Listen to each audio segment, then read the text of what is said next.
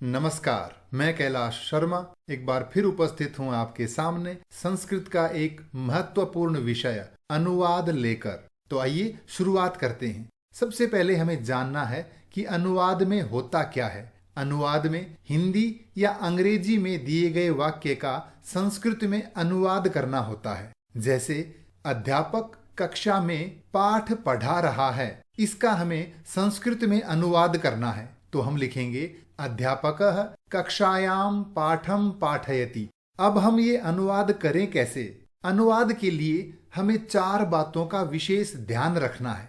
सबसे पहला है कर्ता व क्रिया, दूसरा है कारक व विभक्ति, तीसरा है विशेषण व विशेष्य और चौथा है लकार या काल आदि का। कर्ता व क्रिया के लिए क्या ध्यान रखें? तो ध्यान दें, कर्ता जिस पुरुष व वचन का होता है, क्रिया भी उसी पुरुष व वचन की होनी चाहिए। इसी तरह से कारक व विभक्ति, कारक के अनुसार उचित विभक्ति का प्रयोग करना। तीसरा है विशेषण व विशेष्य, विशेष्य जिस लिंग विभक्ति वचन का होता है, विशेषण भी उसी लिंग विभक्ति व वचन का होना चाहिए। चौथा है लकार या काल, क्रिया के अनुसार उचित लकार के धातु रूपों का प्रयोग करना। तो ये 4 वो बातें हैं जिनका हमें विशेष ध्यान रखना है। आइए एक एक को हम विस्तार से समझते हैं। सबसे पहले कर्ता व क्रिया। कर्ता के लिए हमें जानना है पुरुष के बारे में। पुरुष जिसे हम इंग्लिश में पर्सन कहते हैं, first person, second person, third person. इसी तरह से संस्कृत में प्रथम पुरुष, मध्यम पुरुष, उत्तम पुरुष होते हैं। हिंदी या अंग्रेजी में 2 ही वचन होते हैं, एक वचन या बहुवचन। लेकिन संस्कृत में 3 वचन होते हैं, एक वचन, द्विवचन व बहुवचन। तो इस तरह से संस्कृत में 3 पुरुष होते हैं और 3 ही वचन होते हैं। प्रथम पुरुष में कौन सा कर्ता होता है? तो देखिए, सह, तौ, ते, वह, वे दो, वे सब, ये पुल्लिंग के रूप हैं। स्त्रीलिंग में बनेगा सा, ते, ताहा और नपुंसकलिंग में बनेगा तत्, ते, तानी। हम उदाहरण के लिए यहाँ पुल्लिंग का ही रखते हैं। आगे बढ़ते हैं मध्यम पुरुष की ओर। मध्यम पुरुष के कर्ता हैं त्वम, युवाम, यूयम। त्वम यानी तुम, युवाम तुम 2, यूयम तुम सब। इसी तरह से उत्तम पुरुष। उत्तम पुरुष में है अहम, आवाम, वयम। अहम यानी मैं, आवाम हम 2 और वयम हम सब। इस तरह से हमारे पास कुल 9 कर्ता हैं। आइए इन सभी को अलग अलग नाम देते हैं। सबसे पहले प्रथम पुरुष एक वचन। तो प्रथम पुरुष से पी और एक वचन से एक। तो हमने पहले इस कर्ता को सह या कोई नाम यहां हो उसे हमने नाम दे दिया P1 यानी प्रथम पुरुष एक वचन। इसी तरह से प्रथम पुरुष द्विवचन P2 और प्रथम पुरुष बहुवचन P3। P यानी प्रथम पुरुष और 1, 2, 3 ये एक वचन, द्विवचन, बहुवचन है। इसी तरह से मध्यम पुरुष के कर्ता को क्या नाम दें? M, M1, M2 और M3। इसी तरह से उत्तम पुरुष के जो कर्ता हैं उसे हम U से लिखते हैं, U1, U2, U3। आइए अब क्रिया के बारे में समझते हैं। क्रिया के लिए भी वो 3 पुरुष हैं, प्रथम, मध्यम और उत्तम। ये 3 वचन भी हैं, एक वचन, द्विवचन, बहुवचन।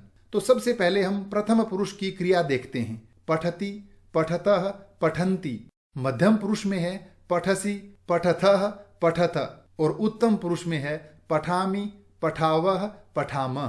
कर्ता की तरह से इन क्रियाओं को भी हम इनका एक नाम देते हैं। प्रथम पुरुष की क्रिया एक वचन में P1, ये P2 और P3। मध्यम पुरुष में M1, M2 और M3। इसी तरह से उत्तम पुरुष में U1, U2, U3। अब ध्यान देने की बात यह है कि यदि कर्ता P1 है तो क्रिया भी P1 होगी। तो सह पठति।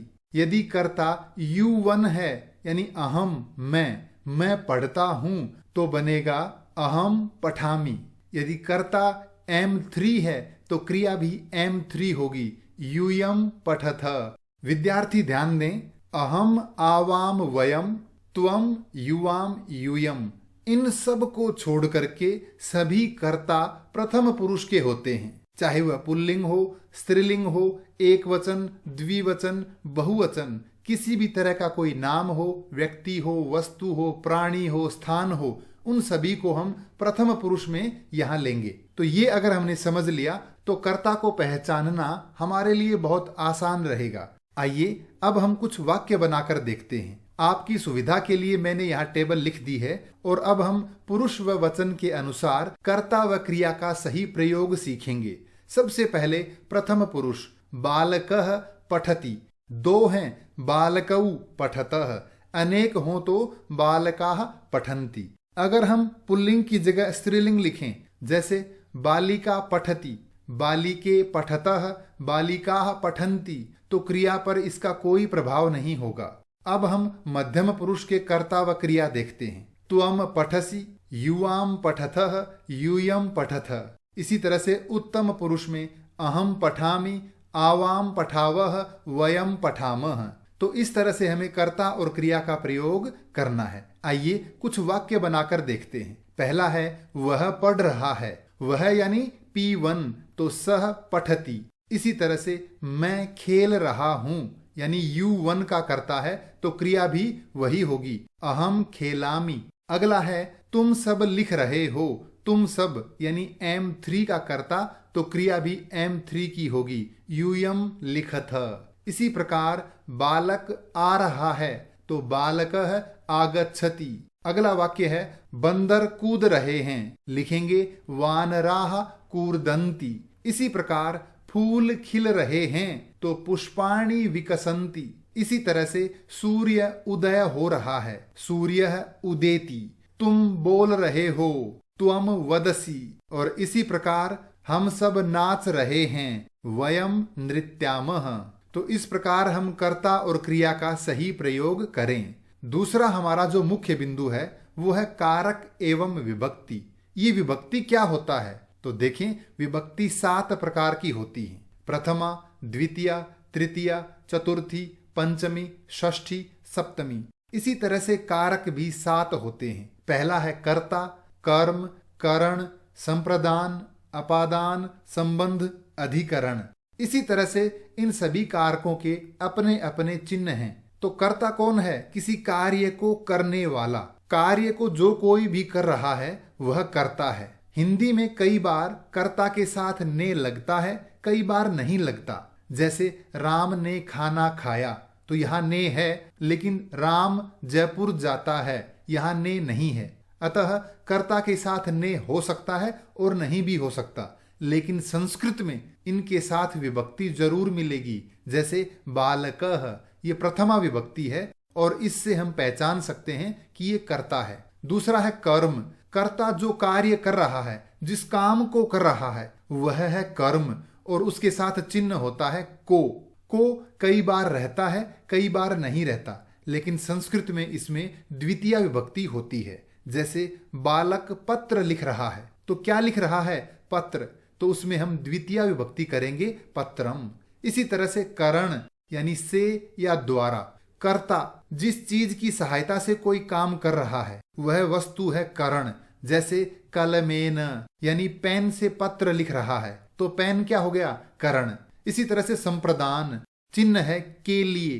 कर्ता जिसके लिए काम कर रहा है वो है संप्रदान, उसमें चतुर्थी विभक्ति होती है। जैसे पठनाय पढ़ने के लिए। बालक पढ़ने के लिए विद्यालय जा रहा है, तो किसके लिए जा रहा है? पठनाय पढ़ने के लिए। तो ये है संप्रदान कारक। इसी तरह से अपादान से यानी अलग होने के अर्थ में। जैसे कोई जयपुर से दिल्ली जा रहा है तो वह जयपुर से अलग हो रहा है, तो जयपुर हो गया अपादान कारक। इसी तरह से मान लो कोई घर से विद्यालय जा रहा है तो हम लिखेंगे गृहात, घर से अलग होने के अर्थ में। इसी तरह से संबंध का, के, की। जैसे कोई संस्कृत की पुस्तक पढ़ रहा है तो हम लिखेंगे संस्कृतस्य पुस्तकम। और अधिकरण चिन्ह है में या पर। कर्ता जहां पर रहकर, खड़ा होकर, बैठकर, रहकर कोई कार्य कर रहा है वो जगह, वो स्थान है अधिकरण। यानी कर्ता का आधार ही अधिकरण कहलाता है। जैसे विद्यालय, विद्यालय में छात्र पढ़ रहे हैं, तो छात्र कहां पर पढ़ रहे हैं? विद्यालय में। तो विद्यालय कर्ता का अधिकरण है। एक है संबोधन। संबोधन को कुछ लोग कारक नहीं मानते, लेकिन शब्द रूपों में हम इसे पढ़ते आते हैं तो इसकी चर्चा करना जरूरी है। संबोधन का चिन्ह होता है हे, अरे, भो। यानी जब भी किसी को पुकारा जाता है तो उसका संबोधन करते हैं। यदि कोई मोहन को पुकार रहा है तो बोलेगा हे मोहन, राम को पुकार रहा है हे राम, इस तरह से। अब कारक और विभक्ति के अनुसार हम कुछ वाक्य बनाकर देखते हैं। जैसे बच्चे पढ़ रहे हैं। कौन पढ़ रहे हैं? बच्चे। तो हम लिखेंगे बालकाः पठन्ति। इसी प्रकार बच्चे पत्र लिख रहे हैं, तो बच्चे है कर्ता और ये क्या काम कर रहे हैं? पत्र लिख रहे हैं, तो पत्र है कर्म, इसमें द्वितीय विभक्ति होगी और वाक्य बनेगा बालकाः पत्रम लिखन्ति। इसी तरह से बच्चे कलम से लिख रहे हैं, पेन से लिख रहे हैं, तो ये कलम है करण कारक, इसमें होगी तृतीय विभक्ति और वाक्य बनेगा बालकाः कलमेन लिखन्ति। इसी प्रकार बच्चे पढ़ने के लिए स्कूल जा रहे हैं, तो बनेगा बालकाः पठनाय विद्यालयम गच्छन्ति। तो पठनाय ये है संप्रदान कारक। इसी प्रकार बच्चे घर से स्कूल जा रहे हैं, घर से अलग हो रहे हैं, तो यह है अपादान कारक। वाक्य बनेगा बालकाः गृहात् विद्यालयम गच्छन्ति। बालक घर से विद्यालय जा रहे हैं। अगला है बच्चे संस्कृत की पुस्तक पढ़ रहे हैं, तो संस्कृत की यह है संबंध कारक। वाक्य बनेगा बालकाः संस्कृतस्य पुस्तकम पठन्ति। इसी प्रकार बच्चे कक्षा में पढ़ रहे हैं, तो वाक्य बनेगा बालकाः कक्षायाम पठन्ति। कक्षा क्या है? कर्ता का अधिकरण यानी आधार।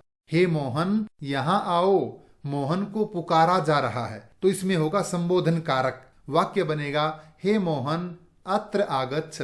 तो इस प्रकार हमें विभक्तियों का ध्यान रख करके ही वाक्य बनाने हैं। कुछ विशेष उदाहरण देखते हैं। जैसे रेखा मोहन के साथ जा रही है। अब मोहन के, इसे देखकर लगता है षष्ठी विभक्ति का प्रयोग होगा, लेकिन इसे संस्कृत में लिखेंगे रेखा मोहनेन सह गच्छति। ऐसा क्यों हुआ? आगे हम जानेंगे। एक वाक्य और देखते हैं। विद्यालय के चारों ओर घर हैं, तो विद्यालय के यहां लगता है संबंध कारक का के की चिन्ह है, तो विद्यालय में षष्ठी विभक्ति होगी, लेकिन नहीं, यहां वाक्य बनेगा विद्यालयम परितः गृहाणि सन्ति। विद्यालय के चारों ओर घर हैं। ऐसा क्यों होता है? क्योंकि कुछ शब्दों और धातुओं के साथ कुछ विशेष विभक्तियों का प्रयोग होता है। अब वो कौन से शब्द हैं, कौन सी धातु हैं, आइए एक एक करके समझते हैं। सबसे पहले है गति अर्थ वाली धातुओं के योग में द्वितीय विभक्ति होती है। गति जैसे जाना, गच्छति, तो इसको आसान शब्दों में समझें।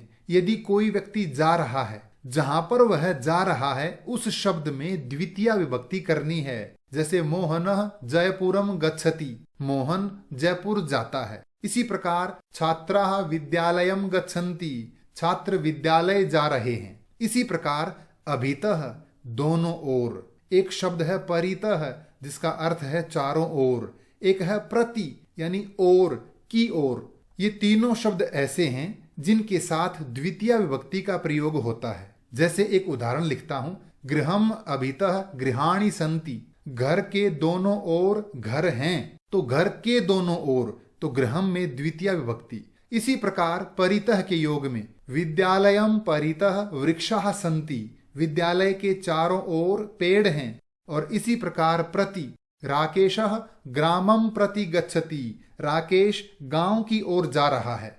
अगला जो नियम है वो है सह यानी साथ। साथ के लिए संस्कृत में कई शब्द हैं, लेकिन हमें एक शब्द याद रखना है सह।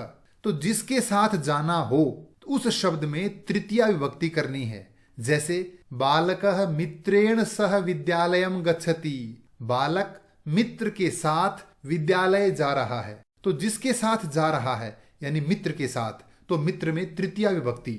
एक और उदाहरण देखते हैं। पिता पुत्रेण सह खेलति। पिता पुत्र के साथ खेल रहा है, तो किसके साथ? पुत्र के साथ, तो पुत्र में तृतीय विभक्ति करनी है। अगला नियम है नमः शब्द के साथ चतुर्थी विभक्ति का प्रयोग होगा, यानी जिसको नमन किया जाए उसमें चतुर्थी विभक्ति होती है। जैसे गणेशाय नमः, श्री गणेश को नमन। शिवाय नमः, गुरवे नमः आदि। अगला नियम है जिसे कोई वस्तु दी जाती है, यानी जिस व्यक्ति को कोई चीज दे रहे हैं उस व्यक्ति में चतुर्थी विभक्ति का प्रयोग होगा। जैसे सह निर्धनाय धनम ददाति, वह निर्धन को धन देता है। जो चीज दी जा रही है उसमें द्वितीया और जिसको दी जा रही है उसमें चतुर्थी। जैसे सह मोहनाय पुस्तकम यच्छति, वह मोहन को पुस्तक दे रहा है। तो पुस्तक दे रहा है पुस्तक में द्वितीया और जिसे पुस्तक दी जा रही है उसमें चतुर्थी विभक्ति। अगला नियम है भय और रक्षा, इन दोनों अर्थ वाली धातुओं के योग में पंचमी विभक्ति होती है, यानी जिससे भय हो उसमें पंचमी, जिससे रक्षा की जा रही है उसमें भी पंचमी। उदाहरण देखते हैं, बालकः सिंहात बिभेति, बालक शेर से डर रहा है। तो किससे डर रहा है? शेर से, तो इसमें पंचमी विभक्ति हो गई। इसी प्रकार सैनिकाः शत्रुभ्यः देशम रक्षन्ति, सैनिक शत्रुओं से देश की रक्षा कर रहे हैं। जिसकी रक्षा कर रहे हैं उसमें द्वितीया और जिससे रक्षा कर रहे हैं उसमें पंचमी। तो ये थे कुछ विशेष उदाहरण जिनका हमें अनुवाद में विशेष ध्यान रखना है।